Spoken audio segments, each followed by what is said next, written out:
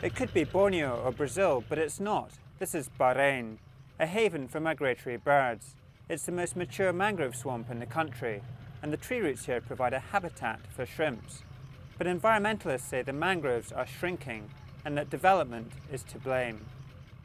We have lost more than half of the area of Tubli Bay due to land reclamation for building streets and building roads, and then for building villas and building houses and building factories, due to some factories that wash sands around the Tubli Bay, due to using it as the outlet for the sewage treatment plant.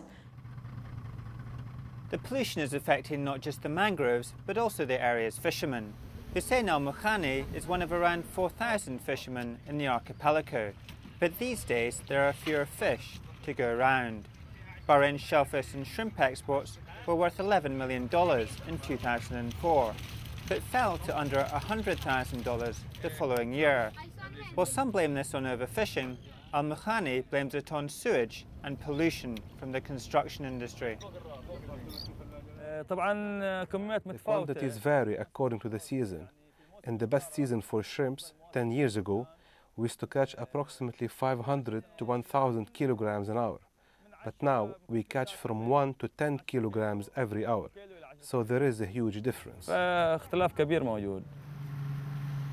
Much of the land around the bay has been reclaimed to develop flashy new villas and apartments.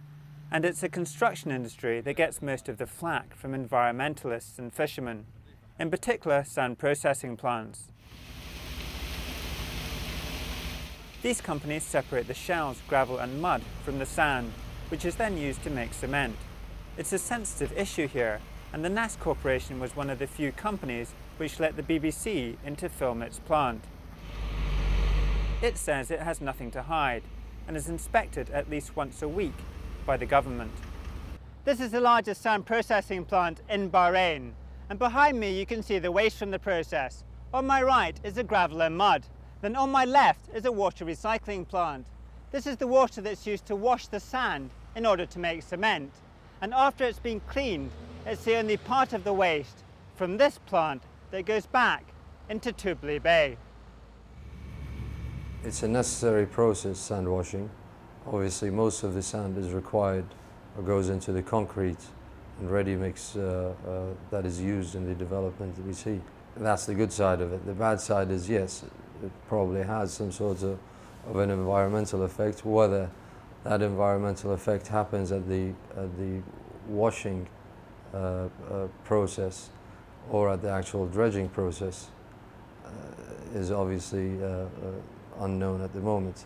And can you guarantee that there will be zero emission in terms of the waste that goes back into Tubli Bay?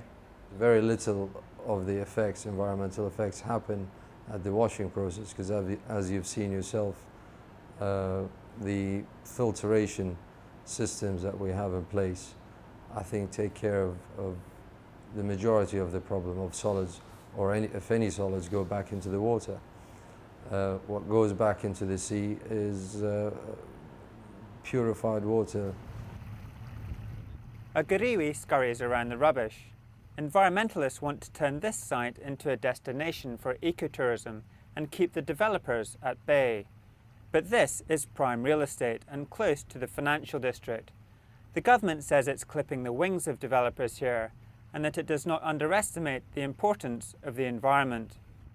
We have planned a marine spatial plan for all our territorial waters to allocate areas for where reclamation or burrowing can be done for reclamation.